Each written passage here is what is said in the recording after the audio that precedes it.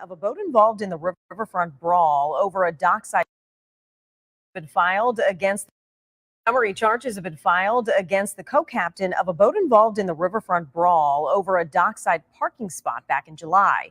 In a new complaint, one of the original defendants, Zachary Shipman, alleges that he was not attempting to fight and was just defending himself against the co-captain, Dameion Pickett. Shipman says that he suffered a bruised cheekbone after Pickett allegedly punched him in the face. Online court records show that Pickett has been charged with assault in the third degree. He has not yet entered a plea.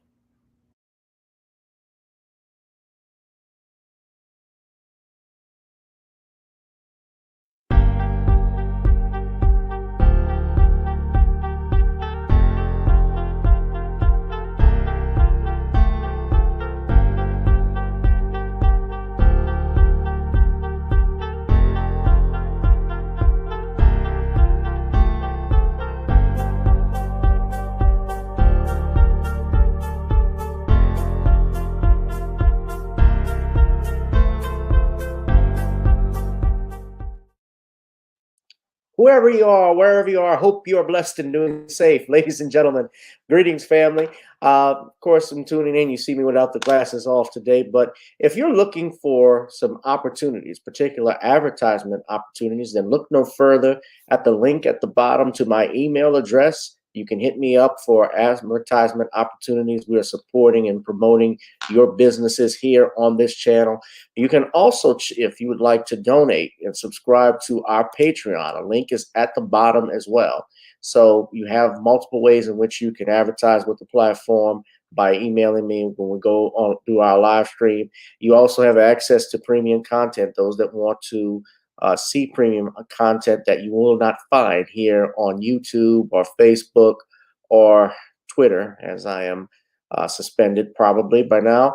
You guys can check out the Patreon at link at the bottom. But advertisement opportunities, definitely email me, gavin.grich1@gmail.com for rates. And for the Patreon, it is the same as the YouTube channel. It is channel gboot2786.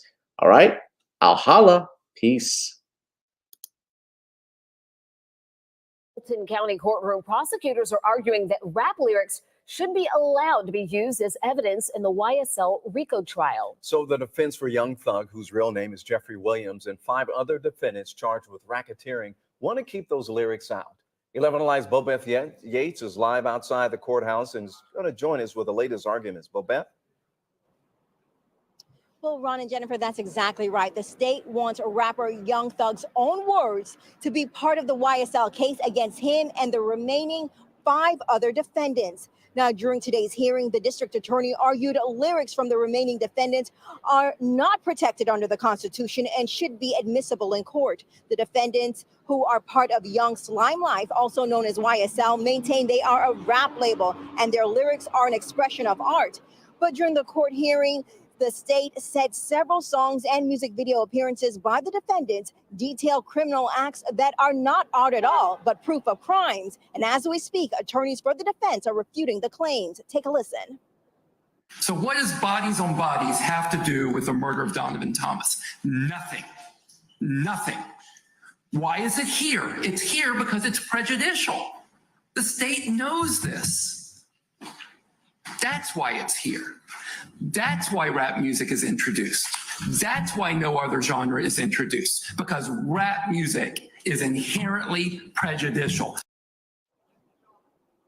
Now, again, this hearing is still going on right now. We do not know if the judge will continue through the end of the night. Earlier, we were told that they were going to recess and continue this another day, but they've continued to hear arguments on this. So we'll wait to see what the judge does, if he decides, and if lyrics will be allowed to be used in this case. Sending it back to you. All right. First tonight at 5, we now know rap lyrics will be used in the gang and racketeering trial against Atlanta rapper Young Thug and 5 co-defendants. Good evening and thanks for being with us. I'm Jennifer Bellamy. And I'm Faith Jesse. So the judge deciding the songs are relevant to determine gang affiliation. 11 Alive's Bobeth Yates was in court and she has new details tonight. That's right. After nearly 9 hours of discussion on whether rap lyrics should be included, Judge Uriel Granville ruled that many of the rap songs are not protected under the First Amendment and are admissible. This particular gang lyrics or evidence is admissible for several reasons. Judge Uriel Granville says he will allow the use of rap lyrics as part of the evidence in the RICO case against Jeffrey Williams, also known as rapper Young Thug, and his other 5 co-defendants. I done did the robbing, I done did the jacking, now I'm full rapping. That was rapper Young Thug performing his song Just How It Is, and the words you just heard are among the 17 sets of lyrics from songs he as well as the other co-defendants performed that will be included as part of the evidence in this case. I don't care about no cop, I'm telling you just how it is. Some of the other lyrics include I shot his mommy, now he no longer mentions me, and I never killed anybody, but I got something to do with that body. I told them to shoot 100 rounds. In that lyric, Young Thug goes on to rap I'm a general, which the state believes proves YSL is a gang and that Young Thug is its leader. But the defendants say Young Slime Life is a rap label and the lyrics are just an expression of art and is protected. The First Amendment protects an individual's right to speak his mind, regardless of whether the government considers his speech sensible, as well as intended or deeply misguided. The defense also argued the use of the lyrics is racist and discriminatory and will unfairly poison the jury against the defendants, but the court disagreed. That rap lyrics are relevant. Terms and or symbols or signs may be appropriate and relevant, giving meaning to gang determination. Today's hearing also included the certification of many of the expert witnesses that will be testifying during the trial. Sending it back to you. A lot of people have thoughts about this case. You can read more about the judge's ruling made today and read the lyrics that were included in this case, that will be included, rather. You can click on this story on 11. Okay, what's up, family? Welcome, welcome, welcome. That's another exciting edition of Random Topic Thursdays, the hottest live stream in the cosmos here on YouTube, ladies and gentlemen. Welcome, welcome, welcome. Smash up the likes. I need everybody to hit that like, share, and subscribe button right now. And good day, good day, good day. Of course, I would like to, if you have not, I'm not a man who begs, but if you like me for my time, then pay me for my time. I'm worth my time. You know, YouTube is taking the money away from a brother. So please drop something in the Cash App, the PayPal or Zelle.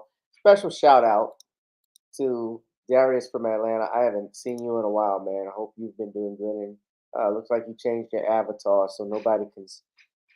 You took your picture on a glare, man. Damn. Got a silhouette. I don't know. Shout out to One Who Cares, Emperor. I'm awaiting, I guess, Danielle to come in. She'll be on. She might be at work, or so forth, as well as Computer Robots. I know he likes to come in. Let's tune in now and bring in our brother, the author extraordinaire, the man who's written 75 books. Listening to the podcast some people just know there's a podcast about that. Those are the people who are in good hands with us. Yeah, I can hear you. Oh, okay. All right, good evening. Good evening. How are you? I'm doing fine. You got the news on there? Yeah, I got that. Oh, okay. I couldn't hear you. You mind turning it down a little bit? All right. You want to do a plug-in right now, man? Let's see you. Go ahead and do your plug-in. All right. You can pick up the SJS Direct 2023 books on paperback and Kindle format on Amazon.com and other online booksellers like Barnes & Noble, Smashwords, the iBook Store, and Google Play. And you also can get books like The Man Crisis and Woman Crisis. Yeah. Man, you paying attention? They got an election going on in New York. What's going on? I haven't really paid much attention to it. Oh, okay. I was wondering. Okay. Yeah, thanks. All right. That's cool, man. Good to see you. A lot going on in the last, I want to say 24 hours with these stories. So I'll talk about this first. Let's do this, Shawn. Young Thug. Now, I'm not a fan of Young Thug. I'm not really a big fan of hip-hop. Let me rephrase that. I like hip-hop. I don't like what it is today. Is that a better way of putting it? I don't like what it has become in recent years, and especially in the way it's been directed towards our community and our people. And Young Thug who is out in Atlanta, and you just saw the story, he is facing some legal issues right now. Fannie Willis, who is the district attorney of Fulton County, has issued, of course, making a RICO case based off Young Thug's affiliation with his record company. Judge Ural Glanville, who you just saw in that video, has ruled that 17 sets of lyrics mentioned in the indictment, in the prosecutors and the grand jury indictment, can be used against Young Thug and his other co-defendants in the case, and can be preliminarily admitted in the trial, which was, of course, which the issue was the defense filed a motion, which is basically, I believe, it's a motion in limine to keep the prosecutors from admitting this into evidence. Brian Steele, who is Young Thug's attorney,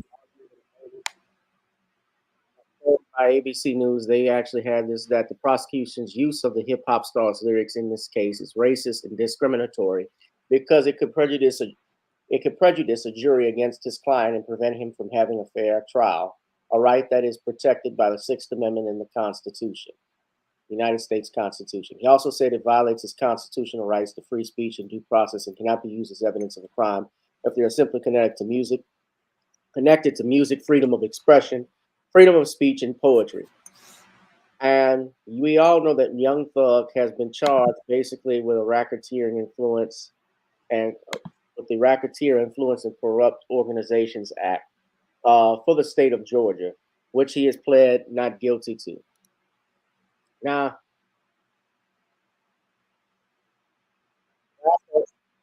Young Thug was one of 28 people, or 29 people, with Young Slim Life gang. That's who they say he was associated with, which authorities say he founded in 2012, and they're charged with conspiring to violate the state's Racketeer Influence and Corruption Organizations Act. So remember, ladies and gentlemen, a couple years ago, back in 2021, Paul Howard was running for re-election. And Paul Howard lost that race for re-election by a large margin. And Paul Howard was the one who was prosecuting those officers that shot at the brother at the Wendy's. You know who I'm talking about? Who's the one that was killed at the Wendy's that they burned down up in Atlanta? I forgot about that guy. Yeah, I can find it. That was Rashard Brooks. And his family got awarded $1 million by the city of Atlanta for that shooting in 2020.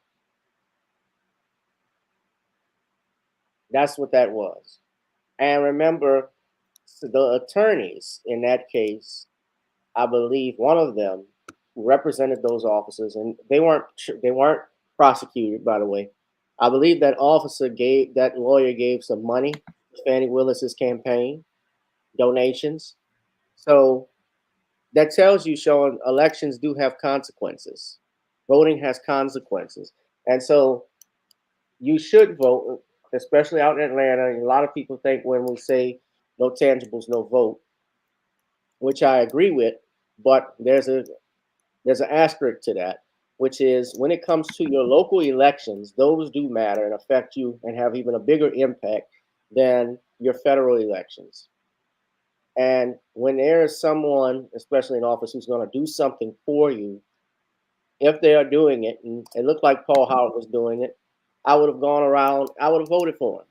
I threw money on his campaign myself, right? So, because Fannie Willis apparently is going after Young Thug out in Atlanta, but she's not prosecuting these cops that shot this man. She's not prosecuting, she didn't prosecute those guys. So what we have here, Shawn, with Young Thug, with the rap lyrics being introduced, this reminds me of a case a decade ago. If you remember Lil Boosie, the rapper who's out in my home state, from my home state of Louisiana, based in Baton Rouge. Boosie was actually accused, his real name is Torrance Hatch, was accused of murder. And He was actually arrested back in 2010. He was indicted on a first-degree murder charge and was sentenced to 10 years on multiple charges of drug possession with intent to distribute, but he was found not guilty of murder. I distinctly remember this. And they used his rap lyrics against him.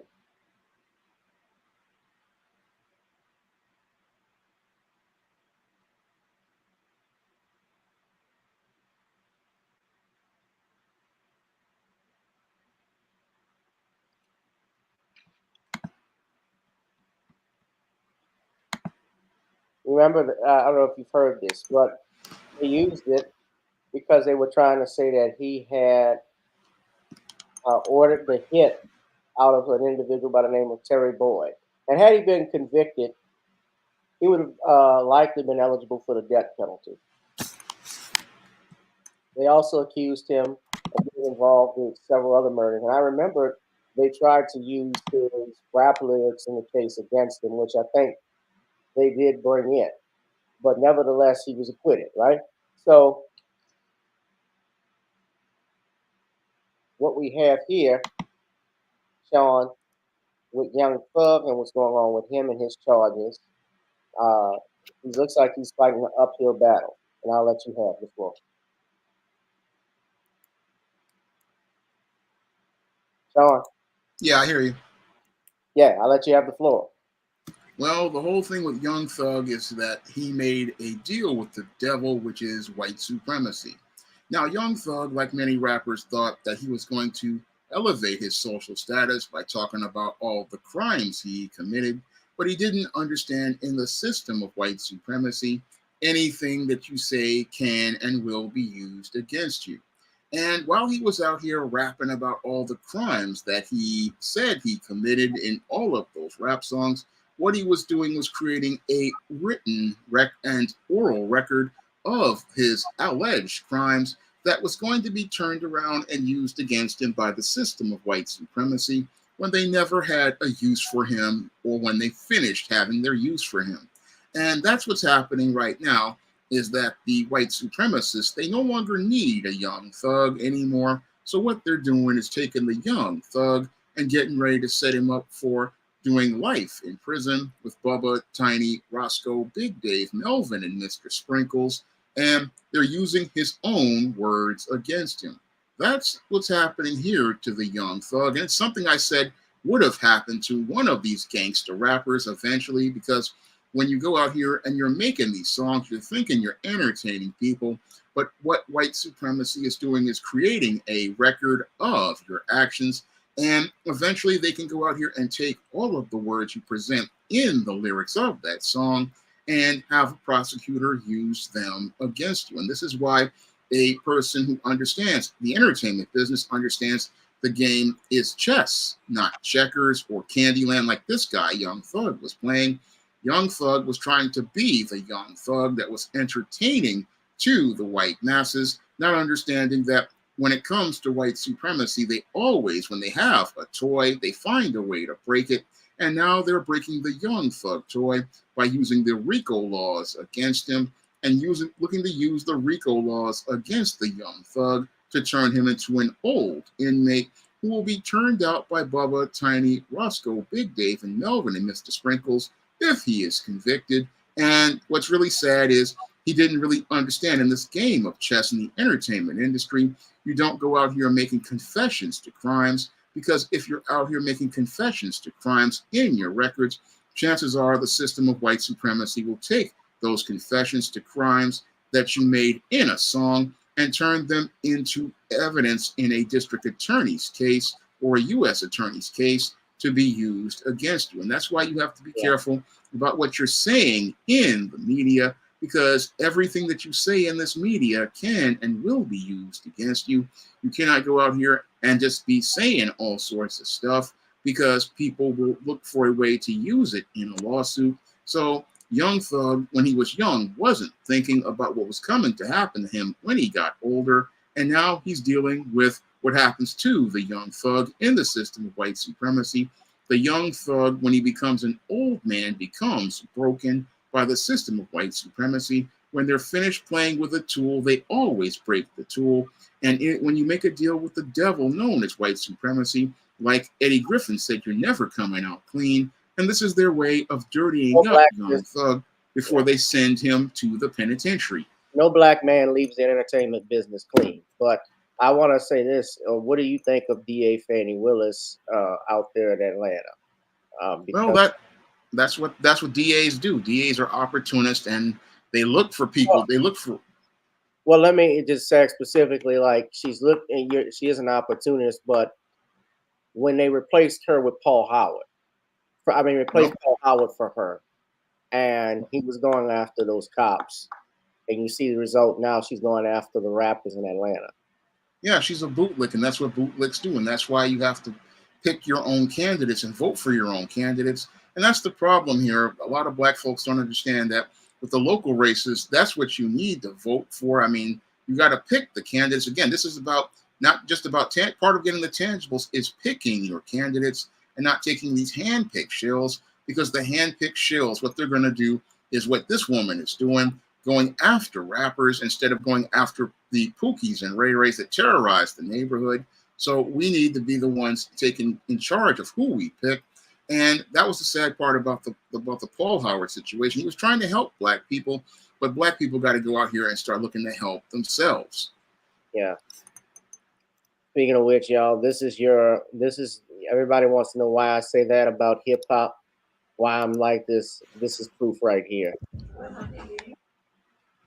I'm not playing the music, but what's special about this? Nothing at all. That's just a porn show. It looked like two eggs trying to crack and being smashed each other. Damn. It's a modern minstrel show. And she's pregnant doing that. Yep, modern minstrel show. But this is what the white folks want to see as related to black rappers. This is what this is what's marketed towards black people. This is why the music industry is in bad shape the way it is, because they have no talent hacks and they push debauchery and hood shit. Yep. I miss the days of MC Light and Monie Love and actual rap music by women who could speak their minds. I miss the time when Queen Latifah didn't have money and was rapping good. I mean, her Sister Soldier. And people only live through the 80s and listen to real rap music by women rappers. They see a whole different story. Yeah. But the record industry, this is what they push though, Shawn. I think we got to understand this.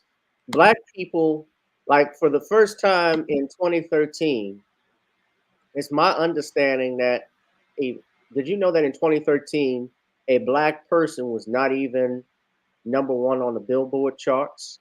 And that even includes R&B. That's sad. That was because Robin Thicke had that. Robin Thicke came out with Blurred Lines, right? Yeah. And Billboard, we've already talked about Billboard. Remember, they took Mike. They didn't even have Thriller on their top 10 spooky hits. The editor of Billboard didn't even have Thriller in the top 20. And I think we know why. They're still jealous of the fact that this black man outsmarted them in terms of the business side. I'm talking about Michael Jackson. Yeah. He was smart and he was astute in music publishing and how you made money outside of singing songs. There was a business side to the music industry. He was one of the few artists that understood that, and he took advantage. So they're jealous of that. But no, they want to keep you dumbed down. They want to keep you stupid. That's why they promote this stuff.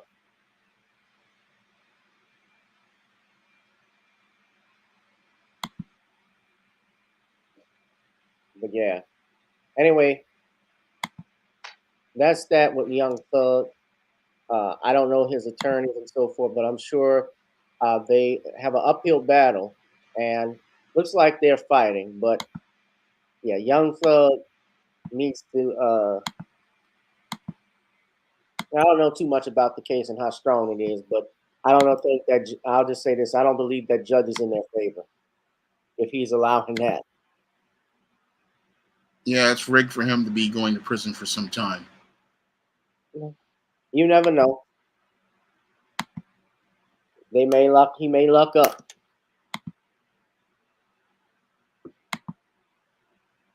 All right. Hit that like, share, and subscribe button, ladies and gentlemen. We don't know. Yeah.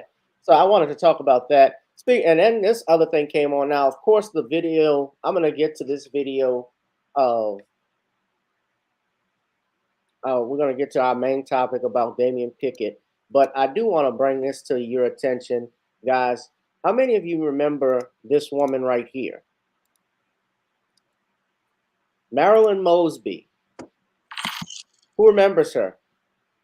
In the chat. Marilyn Mosby was the woman who was the attorney general. If you remember when Freddie Gray got killed, she prosecuted those officers. Do you remember that? And, yeah, I remember that.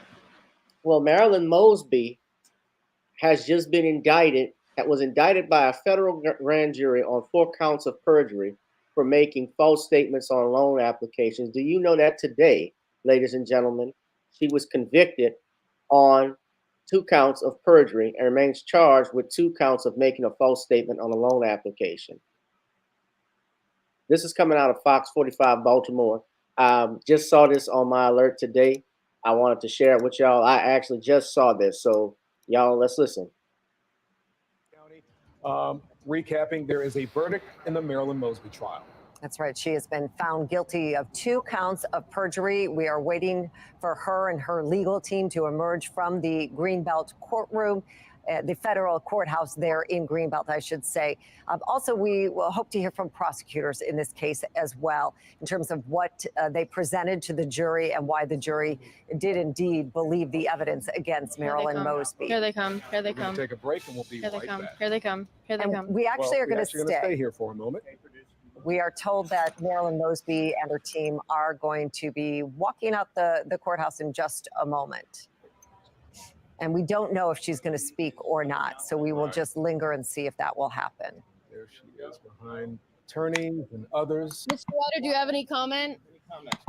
That's the public defender. Do you plan to appeal this? I want to say to the people of Baltimore, I'm blessed. I'm blessed. I have nothing else to say. Ms. Mosby, were you surprised by the verdict? Ms. Mosby, do you plan to appeal this ruling? Mr. White, what are the steps? It seems upsetting. It is upsetting. You can see there, Marion Kai. Marilyn Mosby just got into her vehicle after not really addressing the media. The only answer we got from her was that she was feeling blessed, which is a very common phrase that we have heard from her throughout this entire trial. Each day we've asked questions and she just says that she's blessed. We tried to get some answers from her defense attorney, James Wida, the federal public defender, but you saw there he wasn't really taking any questions. We asked him if he planned to file an appeal, again, not answering any question. So it's really unclear what happens next here. We're still waiting to find out what's going on in terms of sentencing, and then awaiting a trial date for those 2 mortgage fraud charges that Marilyn Mosby still faces. And we expect that the verdict from this case will play into the mortgage fraud trial if and when how this all started way before even we had a trial date. We had different attorneys, this high-profile, high-priced legal team. They held press conferences. Marilyn Mosby went on national news programs and spoke out. And now, I guess it's not a big surprise. She's just, they're not talking, and clearly her public defenders aren't as well. It's just a big contrast. Wow. Oh, absolutely. It's a major contrast. I mean, if you remember, her previous defense attorney, A. Scott Bolden, faced court sanctions because of the comments that he made on the courthouse steps at the federal courthouse in Baltimore, made some explicit comments talking about these proceedings. And going back just a little bit further, talking about how quick Marilyn Mosby and her legal defense team were publicly saying that they were ready to take this to trial. She was not shy about talking about this case. She made public comments coming in and out of the courtroom for those various hearings for months leading up to this trial date. And now she is staying quiet. Her defense attorney hasn't said a word to the media throughout this entire trial. Just a very stark contrast to where we started this entire case almost 2 years ago. I'm Kai Jackson. So, and she had a public defender. So she didn't have, she had a private attorney originally, and he was, I guess, dismissed from the case. Wow. I don't know anything about it. If she did lie on some documents, if she did withdraw, basically she was accused of withdrawing money from a program that was designed to help those from the COVID-19 pandemic. So that's what that's about. But wow, they're accusing her of taking over $90,000 of her deferred compensation funds under the CARES Act.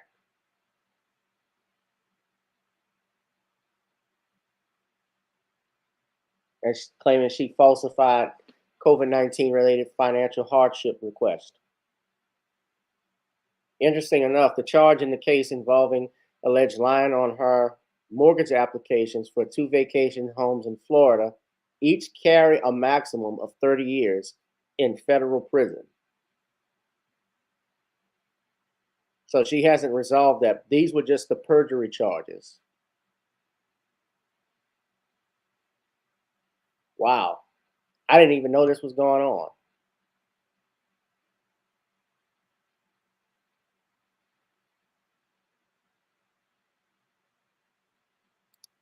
I'll just say this much. I don't know her guilt or innocence. I do know this one thing, Shawn.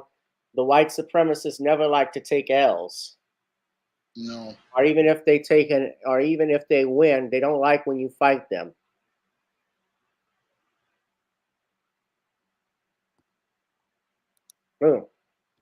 So yep. I don't know too much about it. I don't like to comment on it, but I just wanted to play that story because I remember when she was prosecuting those involved in the Freddie Get Great case. And of course, those men were acquitted. But I just think that's hella interesting. So. Look like another toy broken by the white supremacists. Yeah.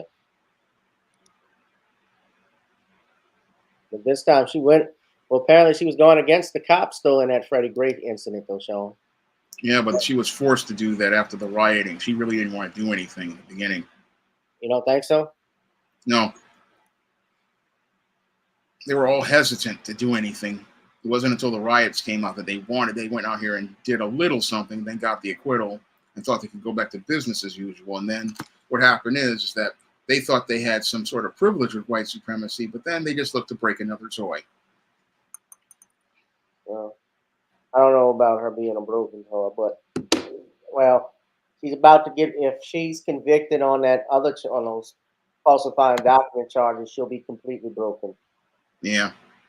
She's gonna lose her law license to practice. That's another thing. When you get convicted of crimes like that, of that nature, they'll just take your license from you. Yep. So, shame. So it has been crazy, man. So all these prosecutors, this stuff we having, and I want to get back to our main topic, what I wanted to discuss with you. Those of you who saw the video earlier, the co-captain in the Montgomery Brawl, that infamous incident that went viral this past summer, where we saw Dameion Pickett get attacked by several white individuals whose boats were illegally parked. Boat was illegally parked in an area where his boat, the Harriot II, was trying to dock. He has now been charged with third-degree assault. You've heard that correctly.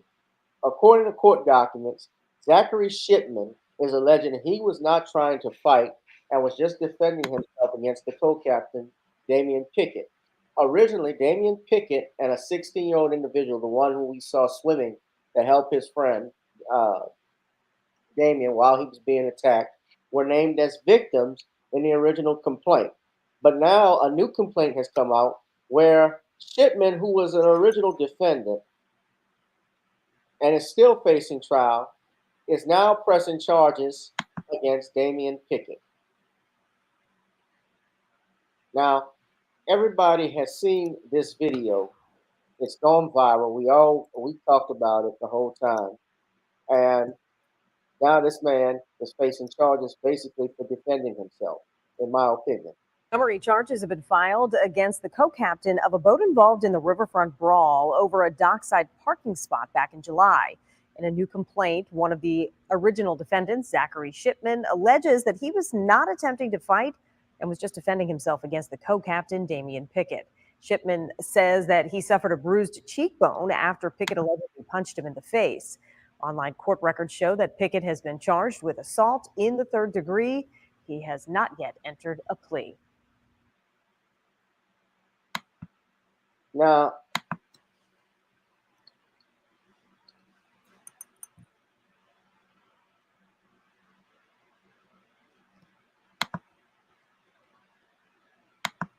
according to a statement, I do have an update.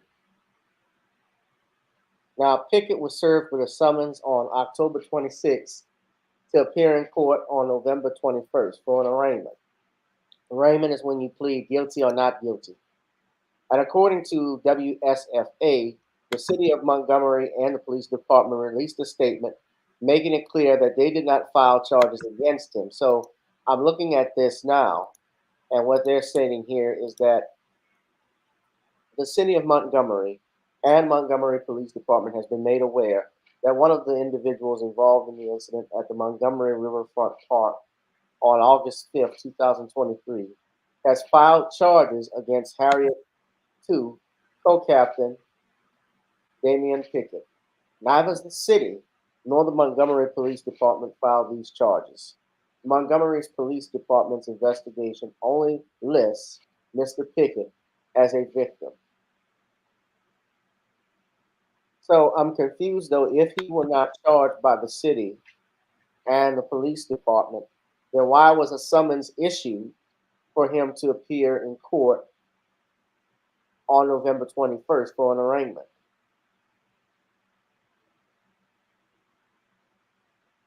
Shipman has not had his trial yet, but Shipman is complaining that he wasn't trying to fight Pickett, but was defending himself and suffered a bruised cheekbone after Pickett allegedly punched him in the face.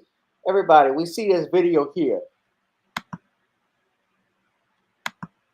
That guy in the white shirt. He went there. He moved the boat. He told them to move. They wouldn't.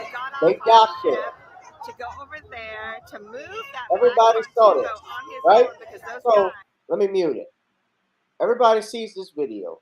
Now, nowhere in this, and of course we can't hear what is being said, but as far as I can see from this video, and that's Dameion Pickett, he's identified himself there. We do not see him threatening anybody. I don't see him putting his hands on anybody. Let's put it that way. And now here comes one individual talking to him about moving, and they're arguing about it. There's another individual, a woman right there, and this person's right here behind him. So they're arguing. Here comes the other individual.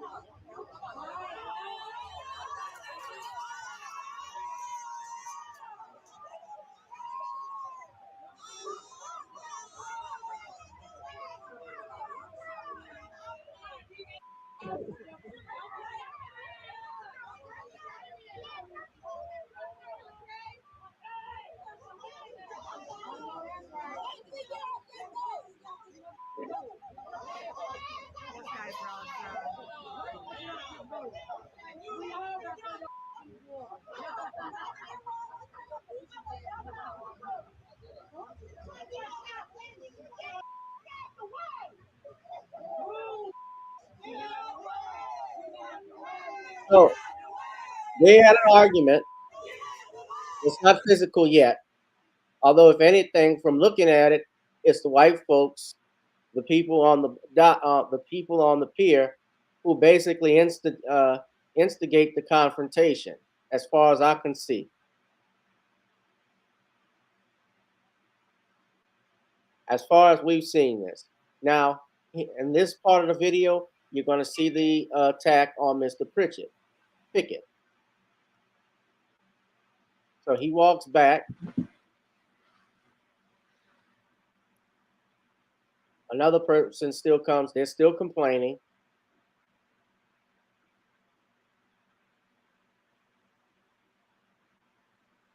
There's several individuals.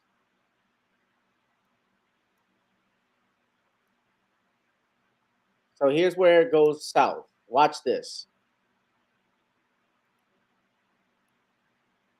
Now, he's attacked. He's attacked.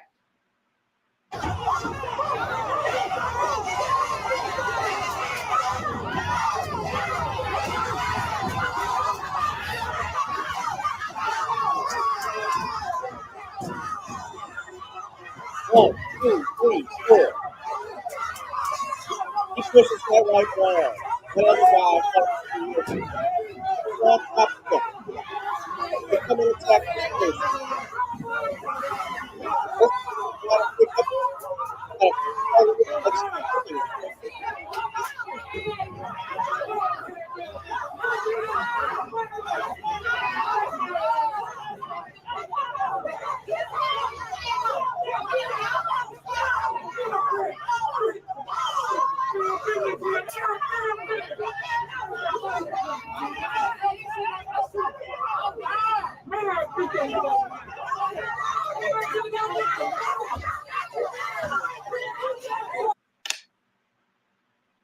Now that's when all hell broke loose.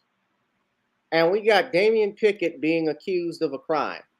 Now, the city says that they didn't issue this arrest warrant.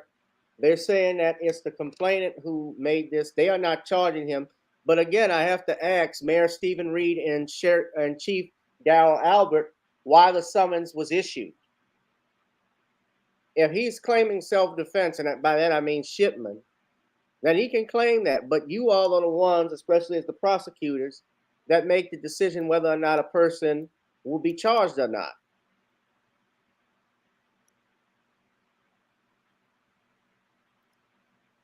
Because I don't understand this. Is he can't make a citizen's arrest?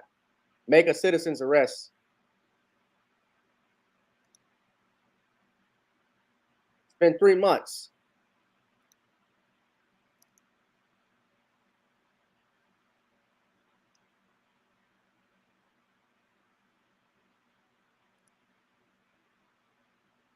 So I'm shocked but not surprised by this.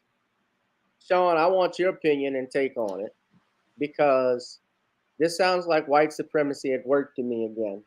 And you got a black mayor in Reed, Stephen Reed, who is saying one thing, and they clarified it. But I'm trying to figure out, again, why is a summons being issued? Well, this looks like white supremacy looking to try to punish a black man for asserting himself and a black man asserting his authority as a co-captain. What is upsetting to this person who made this charge is the fact that this black man had the audacity to do his job, and what the white supremacists want to do is punish this black man for basically doing his job. So what's happening here is that these cowards know they have no case with the DA. They can't really get a case to a grand jury. So they create this summons as a technicality so that they can go out here and punish this black co-captain for doing his job. So what's happening here is that white supremacy is creating its own set of rules because they know that they can't use the courts. And what's really sad here is that you got a bootlicking mayor and DA who aren't going to stand up for the law. No, these cowards are just going to let these white supremacists try to create their own rules to get their own revenge, even though they were the ones who were clearly in the wrong. Because I would say they were in the wrong because this dude basically instigated this entire incident by going out here and docking his boat in a space where it wasn't supposed to be. Right. And when the co-captain went out here and was looking to do his job, he wants to attack this captain And the only reason why he would have attacked him is because he's a black man and a black man with power. That's the main reason why this guy was mad at the whole situation. Here was this black man who had the audacity to come out here and make a statement and again assert his authority.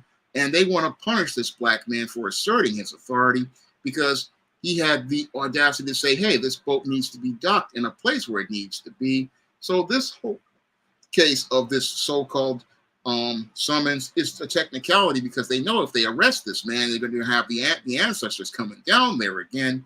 And the ancestors maybe need to come down there again and bring down the wrath of the ancestors once more, because this white supremacist coward, he's going to try to go through things with these technicalities, creating his own set of laws, not following the laws of the Constitution. And what's really sad here is that you got a bootlicking mayor and DA going along to get along instead of saying there's no case for this summons, no case for any of this at all, because they were in the wrong. They were the ones who instigated the incident. They were the ones who threw the first punch. They were the ones who perpetrated violence against this co-captain. And this whole situation is again designed to humiliate, embarrass, and emasculate this black man and take away his power. That's what this whole incident is all about. That's what this whole summons is all about. It's a message to send to a black man that if you go out here and assert your authority, we will punish you for asserting your authority, and we will punish you for standing up for yourself like the chairman did. This is all about trying to take away a black man's power, but we have to stand up and say that we're not going to allow that our power to be taken because we were in the right, and we're supposed to be living under rule of law, not the system of white supremacy where people arbitrarily make up their own laws and make up their own rules. No, this is time for black folks to insist that the law be held and that there be actual criminal charges that are in a district attorney's court, not some summons that is made up in a police station. No, what we want is a clear legal case made by a prosecutor, a clear legal sense of case, because if you don't have any sort of clear legal case, then this entire thing needs to be thrown out because it's a violation of this man's due process of law. This needs to go through a prosecutor and a grand jury, not be something, oh, I'm making something up because I want to make it up. No, this is something that this guy needs to fight in the courts because this is a clear violation of his civil rights. It's a violation of his right to due process under the law. It's a violation of his overall constitutional rights. Violation of his human rights to defend himself. Yeah, violation of his human rights, and he needs to push back on this because this is a clear case of white supremacy looking to just make up their own stuff, and we can't allow them to make up the rules because if they make up the rules, this is what they used to do during Jim Crow.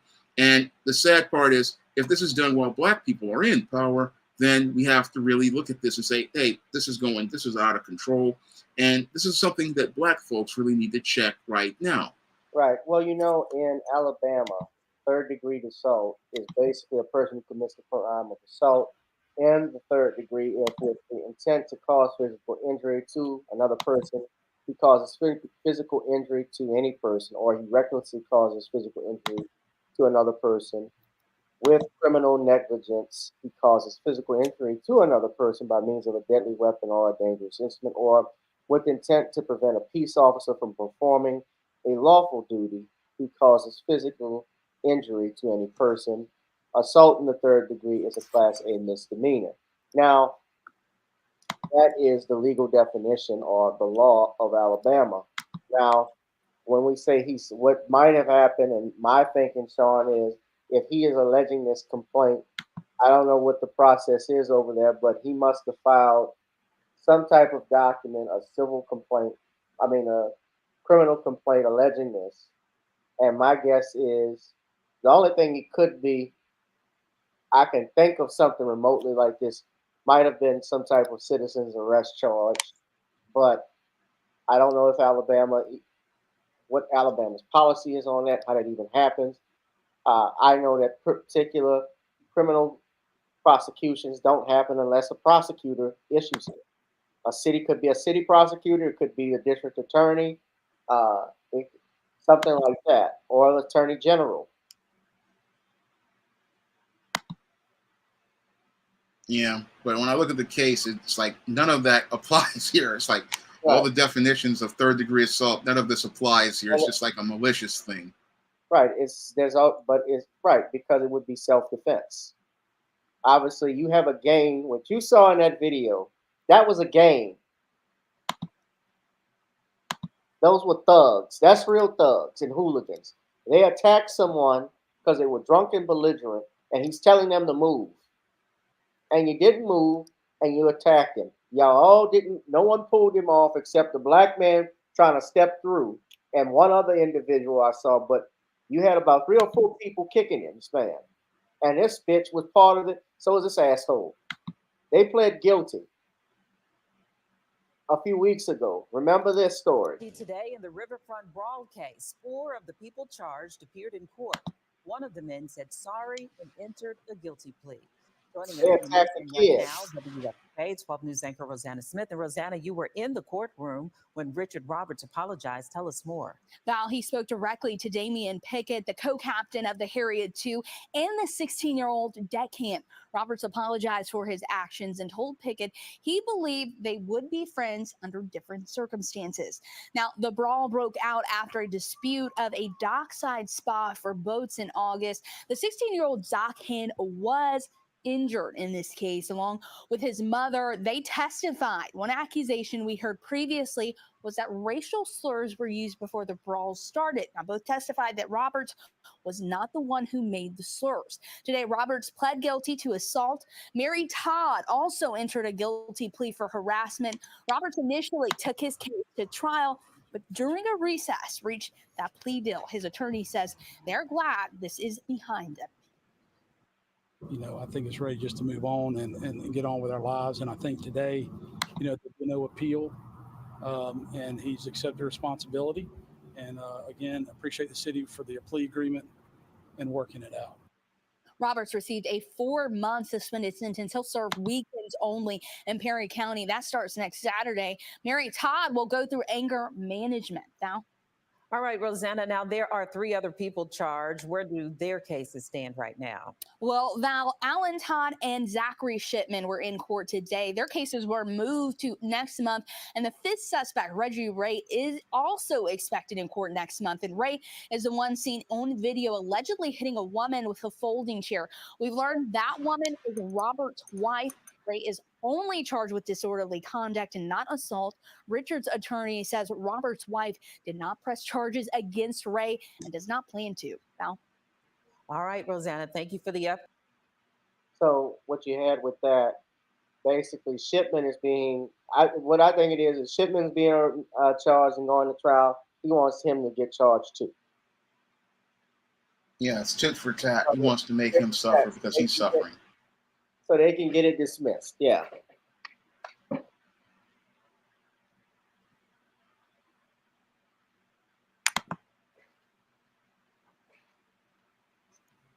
Lindell Moore said Marilyn Mosby withdrew money from her retirement account and they are trying to make it seem like fraud. It's horrible.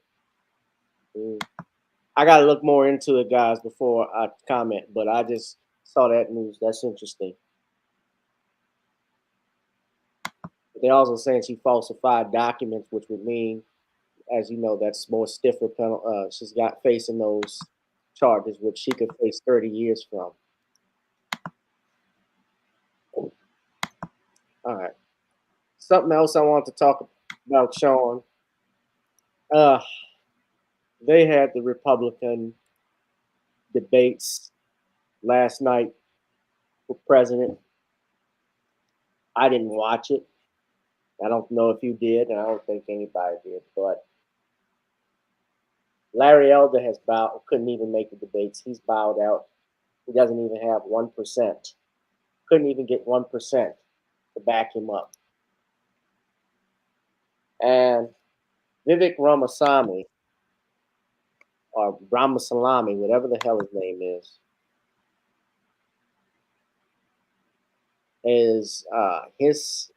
I don't think I know for a fact he's not going to win. He has no shot. But Larry Elder stepped down, and you got him, Vivek, and Nikki Haley were going back and forth. Did you see that?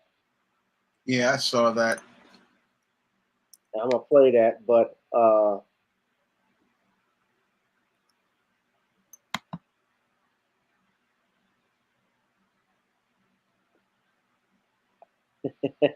she called him a scumbag. She called him scum. Let's uh let's play that for Let me play that for y'all. I think this is the video. Different generation is going to put this country first? Or do you want Dick Cheney in 3-inch heels? Her own daughter was actually using the app for a long time, so you might want to take care of your family first. Leave my daughter out of your voice. You're just easy scum. Can you take a minute to just reflect on that moment? What was going through your head? Look, I'm a mom. I'm a mom. So the second that you go and you start saying something about my 25-year-old daughter, I'm going to get my back up. He called you Dick Cheney in 3-inch heels. Do you think that was sexist? I don't even give him the time of day. He has proven that he is just not worthy of being president of the United States. Wow. In the meantime, you know what's going on as well right now, Shawn. People are flocking. Black men are flocking now to the Republican Party.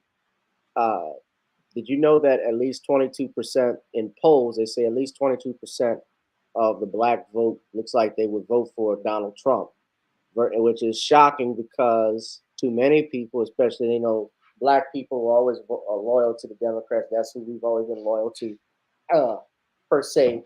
And you have people and fools in their shields like Charlemagne the God. I saw this on Wednesday morning on the Breakfast Club. Charlemagne actually was talking, I guess, to some callers, talking about how the Democrat, you got one party that seems to be the one that wants to preserve democracy and stand for rights, which he's talking about the Democrats, which they clearly don't, because they promote fascism on a daily basis. And you're allowing illegal immigrants, especially in these cities, to come in and get unearned monies. That's how a democracy folds. And the United States is not a democracy. The United States, by definition, is a republic. When you pledge allegiance to the flag of the United States of America, they say, and to the republic for which it stands. Remember? Yep. We are a republic. But they say Biden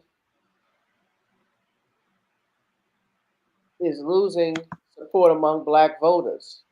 And black men are coming to Donald Trump. Now, regardless of how you feel about Trump and so forth, I think a lot of people are I think what it is too is that people are dissatisfied with Joe Biden, and they certainly are not impressed with Kamala Harris.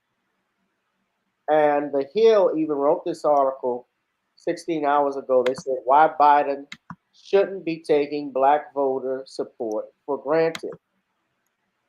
This is an article by The Hill.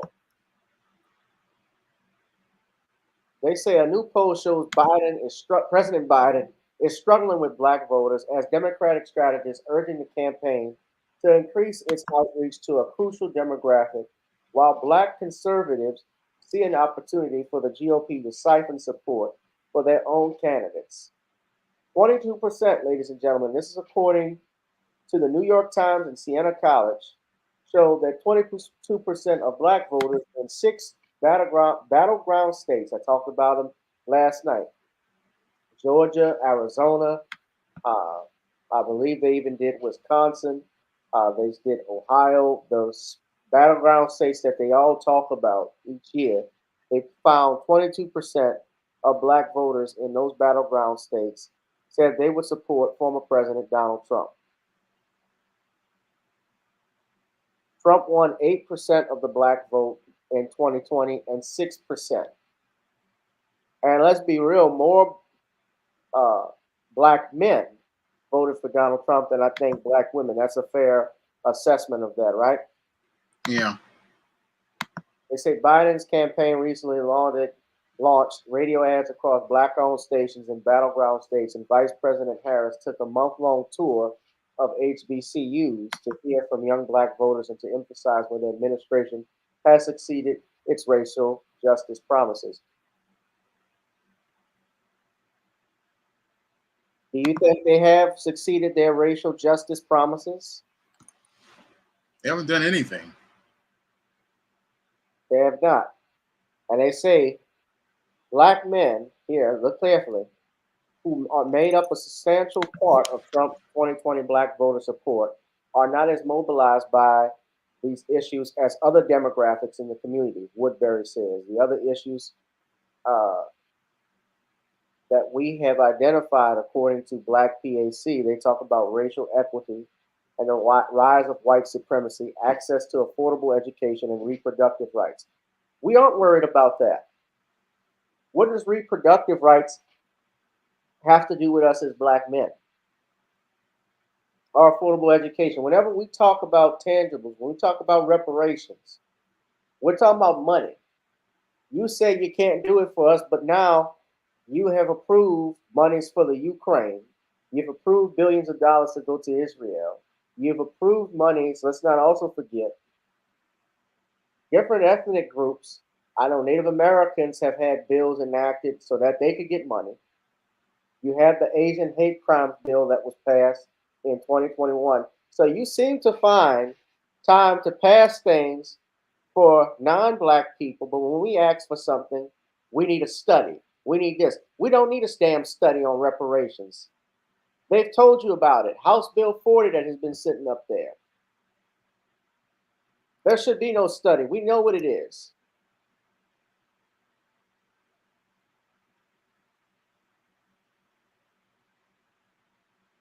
Fire said that while Democrats, and Biden in particular, face a challenge with black voters, it's unlikely that will support Trump at more than 20% in 2024. You think? Who is this? Who is Fire? Who is Fire saying this stuff? You say that they are the party that has openly embraced white supremacy and white nationalists, and for that fact alone will not see sway black voters in their favor. What has the Democrats supported? I've seen white supremacists with the Democrats. They have used white supremacist talking points for years. This Adrian Fire, who's the executive director of Black PAC, an organization dedicated to mobilizing black voters. We know what that means. I already know what that means. When I see stuff like this to mobilize black voters, we know what they're talking about. Do we, Shawn? Yep. Say it. Well, this whole situation, I think black men need to really think critically before they run from one party to the other. I mean, the ultimate goal for black men is tangibles, and that's what we need to be focused on. And I think that everybody's understanding that with the whole situation with Biden, he did this to himself back in 2020 when he brought all of those black leaders into a room and told them he could do nothing for black people. Once he did that, he basically put a nail in his own coffin as related to his re-election. And he was thinking that he didn't need black voters at the time. He thought he was going to be able to build this coalition of Hispanics and Asians and Arabs, but that has blown up in his face because those groups are either not voting at all, or they come here and they vote red. So it's not gone the way he's expected, and he's alienated the black vote at this point. But this is where black men have to really think critically, because a vote for Trump without a support or a pledge of an agenda is just as useless as a vote for Biden, because the thing that you need to be getting secured are your tangibles from these candidates until you can pick your own, because if you don't get any tangibles secured, then you're going to get the same amount of nothing from Trump that you got from Biden. So the goal is to get your tangibles guaranteed before you vote. And this is the thing that's flying over many black voters' heads, especially black men. U.S., you've been disrespected by Joe Biden, who told you he can't do anything for you. But the whole thing is you have no guarantee of tangibles from Donald Trump. And our goal isn't about supporting the candidate. It's about getting the tangibles. And if none of the candidates are pledging to give us any tangibles, then we can sit out 2024's national election, because the ultimate goal for us needs to be tangibles. Because if they could find money for Israelis, find money for Ukrainians, find money for migrants who aren't citizens of this country, then we don't vote until the tangibles show up. And that's our goal, not out here looking to, oh, we're going to go from one candidate to the other, because that's the definition of insanity, doing the exact same thing and expecting a different result, because what you're doing is going from one party to the other. And if you go from one party to the other, what you're getting is the same amount of nothing, because you haven't secured your tangibles at the table. No, you have not secured your tangibles at the table. And this black pack, this is Adrian Fire right here. I think this is her on the left. So download a headshot of her. Okay, that's her on the, so this is her here. She's the woman on the right that made that remark that she didn't see more than 20% voting for Donald Trump. She's already basically stated, I got them in my, I don't see it happening. They belong to us. She's taking the vote for granted, and that's the They're thing. taking this for granted. And that's what did them in 2016. Yep. That's the blue party. They just think, oh, everybody's got to vote for us. They're in denial about the State of the Union. They're living in their own world, and the reality's got to hit them once more, sadly, and they don't get it.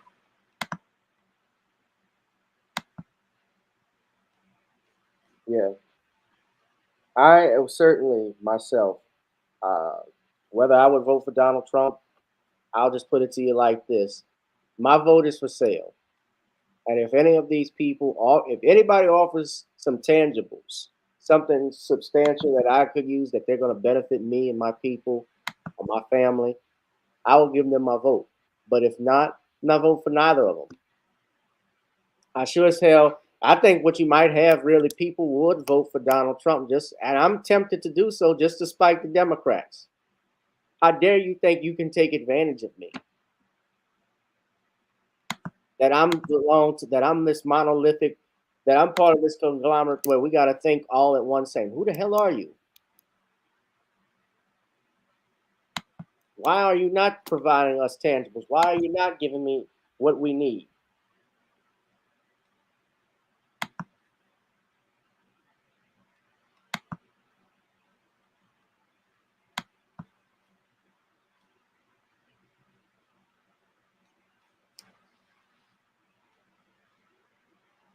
So pay attention, folks. We're gonna get blamed if Biden loses. We're gonna get blamed for that. But you know what? Bring it on. We're gonna bring it on. Can't blame us for what you're doing. Bring it on, because we're gonna go at you. We've been biting our tongue, holding it back for so long. I say it's time to give them business. You didn't learn your lesson in 2016. Guess what? This is what you see is what you get.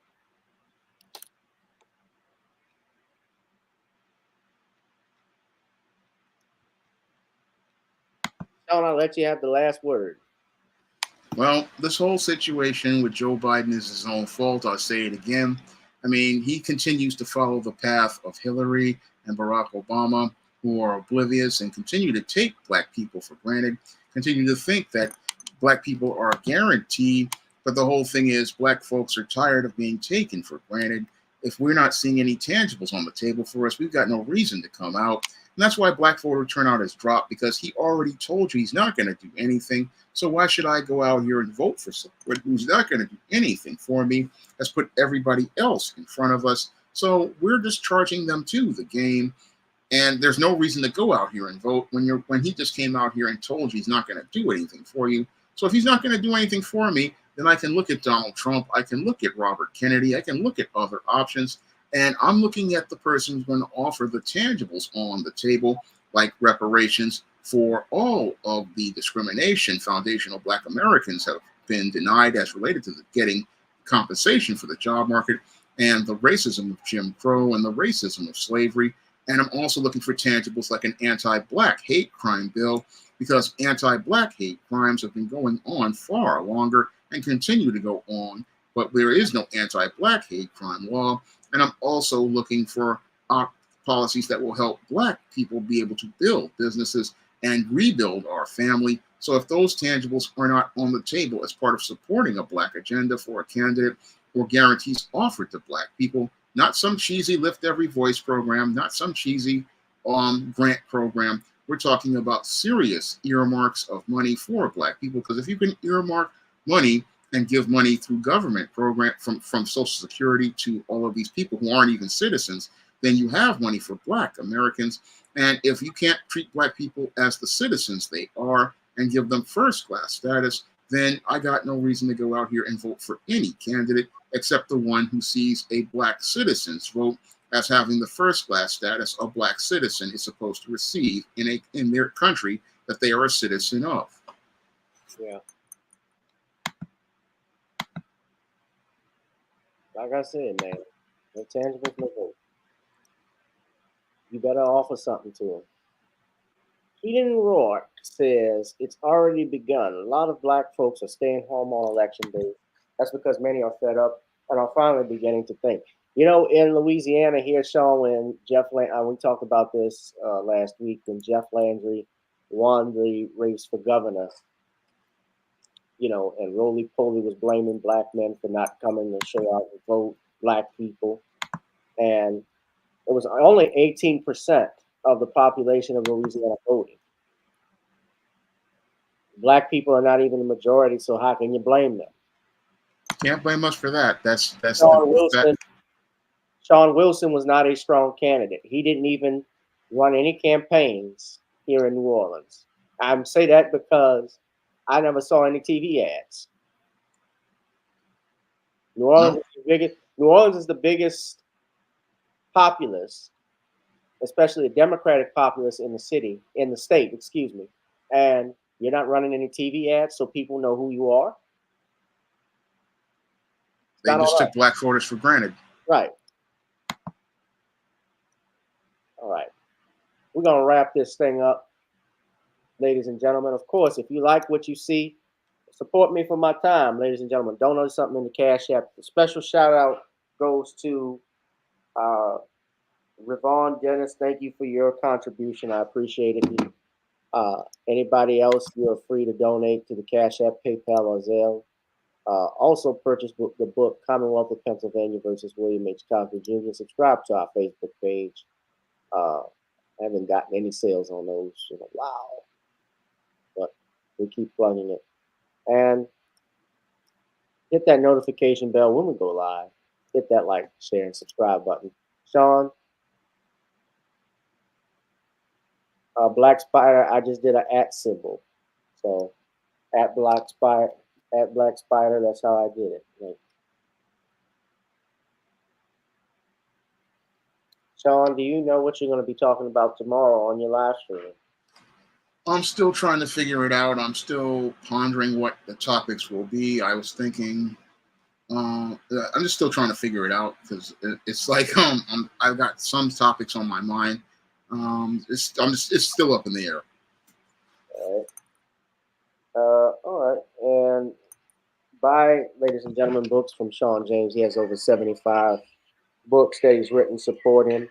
I think I want to purchase Why 70% of Black Women Are Single. I think that's a good topic. We got to do a whole video segment on these divorce, like all of these people getting divorces, man. Damn. And you saw what happened. Joe Smith and his wife, but I mean, he knew who she was beforehand. You saw that story, huh? Yep. Wow, with the OnlyFans. Wow, there's just so much going on. All right. Shawn, thank you again, man. I appreciate it. It's always a pleasure. All right. Thank you for having me on. Yes. And whoever you are, wherever you are, ladies and gentlemen, I hope you are blessed and doing safe. This has been another exciting edition of Random Topic Thursdays here on channel GBoo2786. Smash up the likes again, ladies and gentlemen. And I'll see you all in the next one. Be one, be safe, and be blessed. Holla. Peace.